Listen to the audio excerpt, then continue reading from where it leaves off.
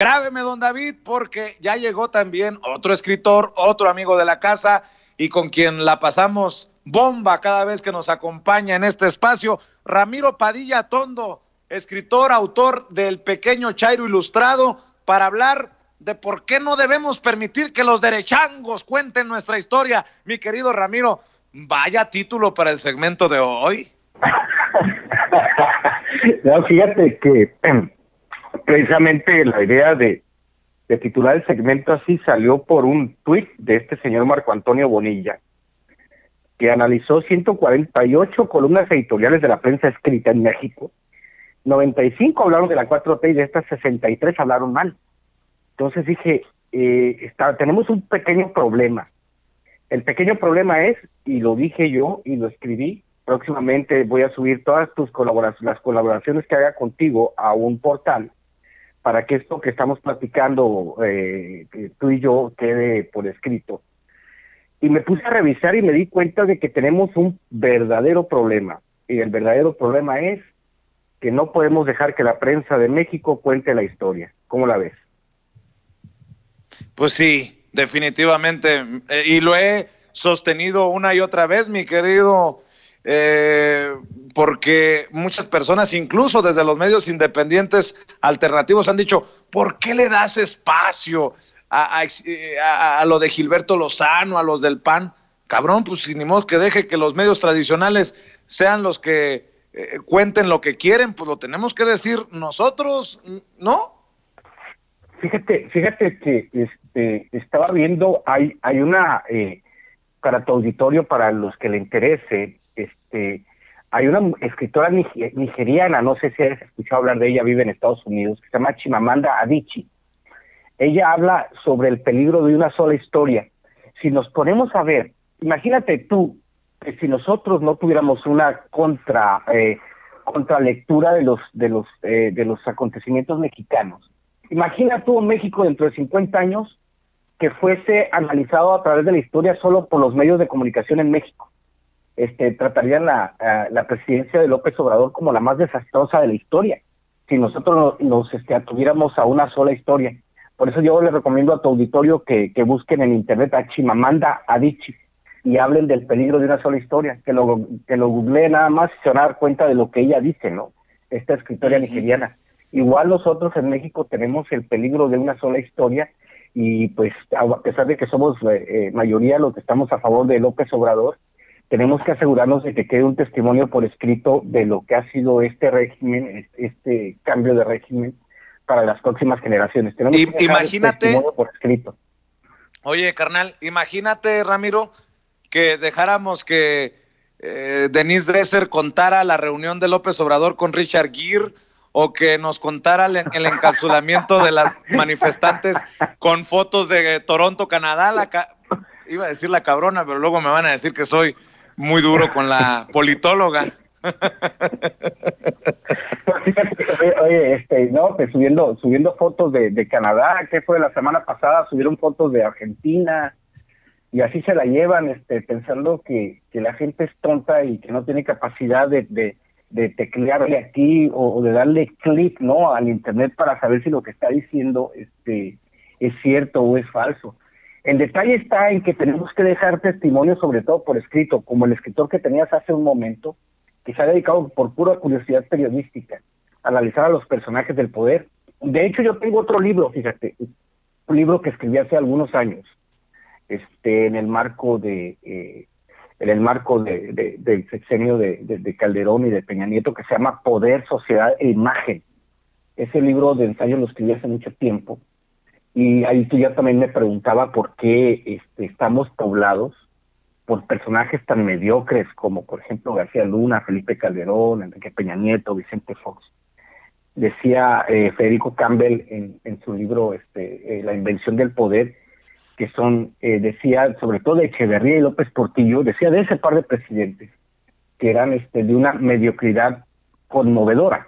Eso decía Federico Campbell en La invención del poder, y que yo retomo en mi libro Poder, Sociedad e Imagen. Lo que no alcanzó a ver Federico Campbell, porque falleció hace algunos años, fue que En el caso de Calderón, era de una mediocridad siniestra, un tipo totalmente enfermo, rodeado de personajes totalmente enfermos. De hecho, un artículo, una fracción de este libro, Poder, Sociedad e Imagen, hablo de la muerte de los niños en el sexenio de Calderón. O sea, moría un niño cada día, cada 2 días, gracias a su guerra contra el narcotráfico. Y te pones a pensar y decir, ¿cómo es posible que hayamos llegado a este estadio de cosas, donde tenemos una persona totalmente enferma como Felipe Calderón, queriendo regresar a la vida pública? Ese tipo de cosas que uno va viendo a través del tiempo y va uno pensando, pero qué necesidad, dijo Juan Gabriel, ¿no? ¿Para qué tanto problema con esta bola de cabrones que lo único que quieren es perpetuarse en el poder? Pero como te digo, lo importante en este momento es ir atestiguando, ir compilando. A mí me parecen los esfuerzos de los periodistas extraordinarios, sobre todo con respecto a lo que se va desvelando de los sexenios pasados. Pero a la vez nosotros tenemos que atestiguar por escrito, como te decía al inicio de mi intervención, el asunto de comprobar que la historia no es solo de un solo lado, sino es de los dos lados, y nosotros lo tenemos que decir. Por ejemplo, si nos hubiese tocado a nosotros, nomás para que se den una idea tu auditorio, para que se den una idea de cómo funciona el asunto de una sola narrativa. Si tú te preguntas quién ganó la Segunda Guerra Mundial, te apuesto doble contra sencillo que la mayoría va a decir Estados Unidos, porque tenemos la versión nada más de Estados Unidos. Pero si tú te vas al bloque oriental, si te vas al este de Europa, todo el mundo te va a decir que Rusia ganó, porque Rusia fue la que realmente derrotó a los nazis. Pero hay un sistema de propaganda en Estados Unidos que te dice precisamente que la historia no es así. Como decía García Márquez, la historia no es como fue, sino como yo la recuerdo para contarla. Entonces los norteamericanos recuerdan la historia de la Segunda Guerra Mundial y cómo les conviene contarla, ¿no? Pues entonces, contemos la historia y no permitamos que los derechangos la cuenten, mi querido Ramiro, y precisamente por eso sigo invitando a la gente para que ordene el pequeño Chairo Ilustrado. Cuéntanos en dónde te encuentran, cómo consiguen el libro, cómo te apoyamos desde esta trinchera libre como el viento. Pues ya te voy a hacer llegar un par de ejemplares. Ya te tardaste, cabrón. Veremos si podemos repartir entre tu auditorio unos 3 cuando te lleguen, a ver si hacemos algún tipo de dinámica para que las personas ¿Cuánto cuestan? Que se conecten. ¿Cuánto cuestan? Cuestan 150 ¿Cuánto cuestan? pesos. Yo me comprometo, te compro 10 para que sean 10. Vas, ya estás peinado para atrás. Por Editorial Abismos, estamos en la página de Abismos, pueden buscar el pequeño Chairo Ilustrado, que es un compendio de todo esto de la 4T, precisamente un intento de explicar nuestra parte de la historia, sobre todo la parte de la historia de nosotros, los chairos, los que ganamos y los que tomamos las decisiones en este país porque ganamos por mayoría aplastante, y los que tenemos que narrar qué es lo que sucede en el país. Entonces el pequeño Chairo Ilustrado es precisamente un compendio de estas ideas de la Cuarta Transformación, por qué el presidente no habla inglés, por ejemplo, por qué el presidente no es el que divide. Eso lo explicó extensamente a través de artículos y ensayos, y todo ese tipo de cositas, ¿no? Que son bastante divertidas, al menos para mí. Me ha divertido mucho escribiendo este libro, y la verdad lo recomiendo, no por ser mi libro, ¿no? Porque si yo no hubiese escrito el libro y lo leo, digo, hubiese dicho yo, oye, qué va a tomar chingón escribir este libro, ¿eh? A ver, déjame un beso en la mejilla solo, pues me amo, está muy bien. Che, Ramiro, siempre con la buena vibra. Ya veo que te sientes mejor, cabrón, que le entraste al menjurje que te recomendé con mezcal, pero bueno. Sabroso.